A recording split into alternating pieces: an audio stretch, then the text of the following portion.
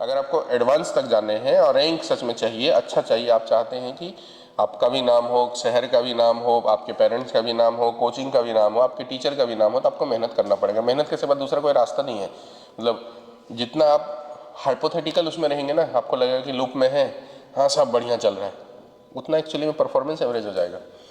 तो परफॉर्मेंस बढ़ाने के लिए एक बात तो ये है कि सभी को, आपको इसलिए बोल रहा हूँ क्योंकि आप सिंसियर बच्चे हैं, सुबह 6 बजे से कोचिंग आने की आदत डाल लेनी चाहिए। मतलब मॉर्निंग 6 o'clock आप कोचिंग पहुँच जाओ, 6, 5, 6, 10 आते आते अंधेरा जैसे ही ख़त्म हुआ, मतलब जैसे ही लगा कि अब सेफ है बाहर, आप घर से निकल जाओ। तो इसके लिए आपको 5 बजे जगना पड़ेगा हर दिन, और आपको बिल्कुल जगना चाहिए।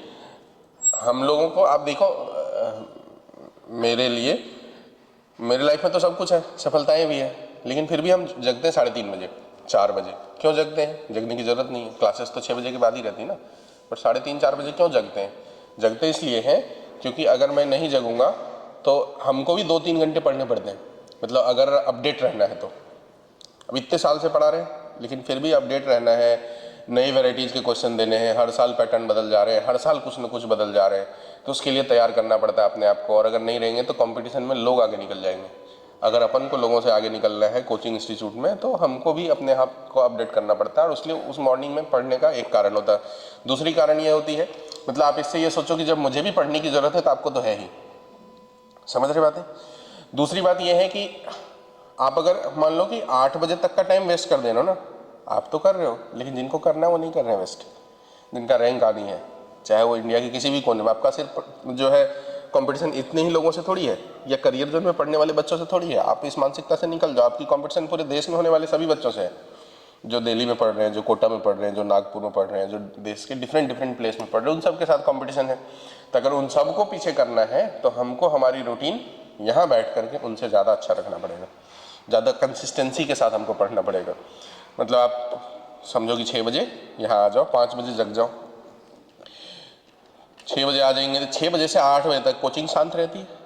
जो आते हैं उनको पता है, कोई डिस्टर्बेंस नहीं रहते।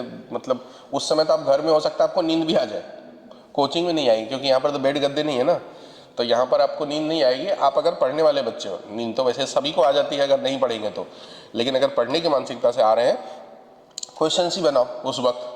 अगर आपको थोड़ा ऐसा लगता है, मतलब जैकेट वैकेट डाल लिए, क्वेश्चंस बनाना चालू करो फिजिक्स के, या किसी दिन केमिस्ट्री के। ऐसा रूटीन बना लो कि इस समय मैं मैथ्स ही बनाऊंगी, या मैथ्स ही मतलब जो है करना है मुझे, या फिजिक्स ही करना है, केमिस्ट्री करना है, कोई जिस दिन जो मन में आए वो बनाना चालू करो, क्वेश्चंस बनाओ। 8 बजे तक अगर आप करोगे तो 2 घंटे का मतलब, अगर डिफिकल्ट क्वेश्चंस वाली सेट आप बना रहे हो तो 2 घंटे में 25 क्वेश्चन तो बन जाएंगे। 12-13 क्वेश्चंस डिफिकल्ट वाले बन जाते हैं 1 घंटे के अंदर। तो अगर 25 क्वेश्चन आपसे डिफिकल्ट वाले बन रहे हैं, और अगर आप इजी वाले बनाओगे क्वेश्चंस, मतलब जो मेंस या उसके नीचे वाले जो क्वेश्चंस होते हैं, जो बेसिक कॉन्सेप्ट वाले क्वेश्चंस होते हैं, अगर वो बनाओगे तो 2 घंटे में 60 क्वेश्चंस बनेंगे, 55-60 क्वेश्चंस। तो आप ये समझो कि हर दिन दूसरों से 60 क्वेश्चंस आप आगे हो। तो ये टाइम वेस्ट करना बंद कर दीजिए, इसको पढ़ने में लगाना चालू करिए, और वो भी कंसंट्रेशन के साथ पढ़िए।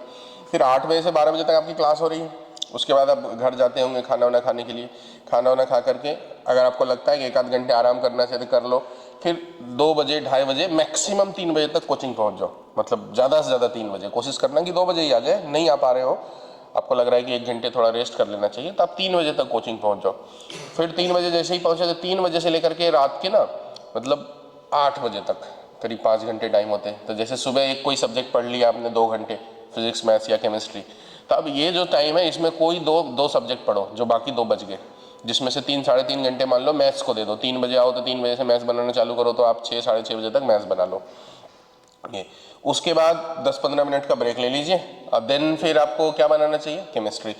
जो आप सुबह मान लीजिए नहीं पढ़े, सुबह या तो फिजिक्स पढ़ोगे या मैथ्स ही पढ़ोगे, यही दोनों सब्जेक्ट रहता है, तो फिर वो केमिस्ट्री को देना चाहिए। फिर यहाँ से 8 बजे घर गए, 8 बजे घर गए, मोबाइल वगैरह अगर देखने की आपको आदत है तो 10-15 मिनट, आधे घंटे, जो भी आपको खाना खाने वक्त देखना है देख लो, उससे ज़्यादा मत देखो, उसे फिर बंद कर दो।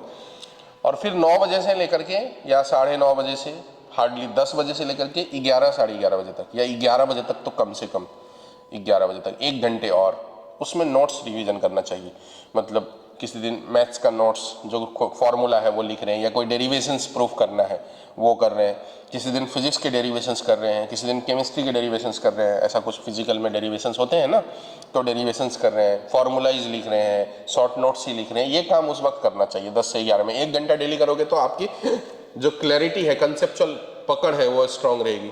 मान लो ये करने की जरूरत नहीं तो जो एक्स्ट्रा बुक्स पढ़नी है, जैसे फिजिक्स में कॉन्सेप्ट वाली कोई बुक पढ़नी है, या केमिस्ट्री में मान लो एनसीईआरटी पढ़ने की का मन हुआ, तो केमिस्ट्री में ज़्यादा बुक्स का रोल नहीं, एनसीईआरटी ही पढ़ना है अगर पढ़ना है तो, मतलब मल्टीपल बुक्स में नहीं जाना वहाँ पर।